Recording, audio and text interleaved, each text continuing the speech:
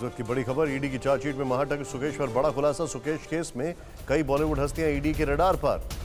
सुकेश ने पूछताछ में एक्ट्रेस श्रद्धा कपूर का नाम लिया। सुकेश का दावा, एनसीबी केस में श्रद्धा की मदद की। राज कुंद्रा की रिहाई के लिए शिल्पा शेट्टी से भी बात की थी।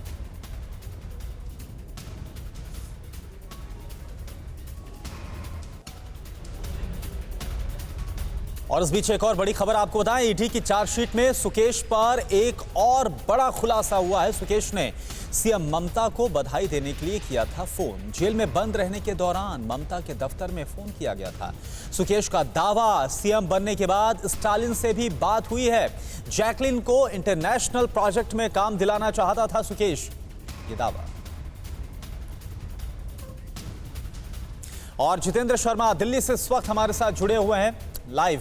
जितेंद्र, ये अपने आप में तमाम जो बातें सामने आ रही बहुत चौंकाने वाली हैं।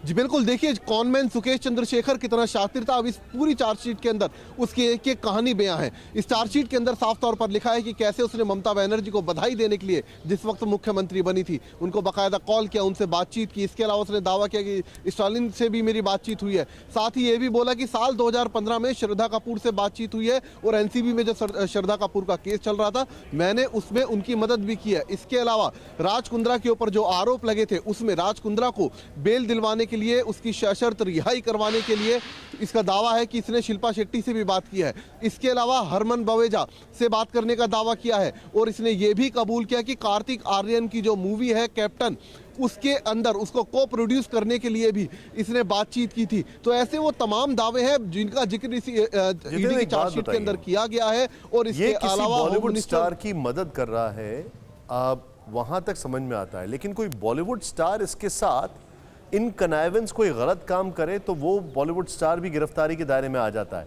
ऐसा कोई नाम सामने आया है? क्योंकि जैकलीन का चर्चा है इनसे कि जैकलीन ने इनसे चीजें ली या जैकलीन की इन्होंने मदद की। अब श्रद्धा कपूर का, ऐसा कोई बॉलीवुड का स्टार है जिसकी गिरफ्तारी आने वाले समय में होती दिखाई देती है, जो इसके साथ जिसको कहा है इसका साथ निभा रहा हो इन सारी गोरखधंधे में? देखिए निशांत, गिरफ्तारी की जहां तक बात है वो तो जांच के बाद ही पता चल पाएगा कि किसका कितना रोल था और किस तरीके का रोल था।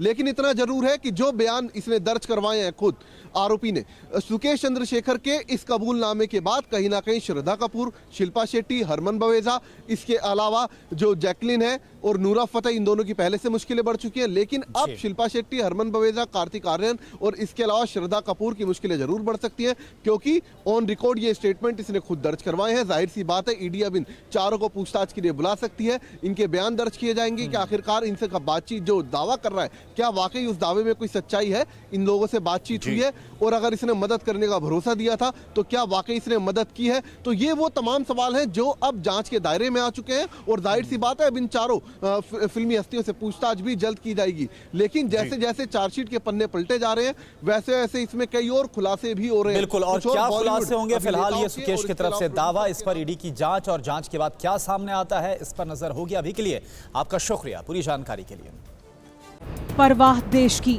सोमवार से शुक्रवार रात 10 बजे TV9 भारतवर्ष पर।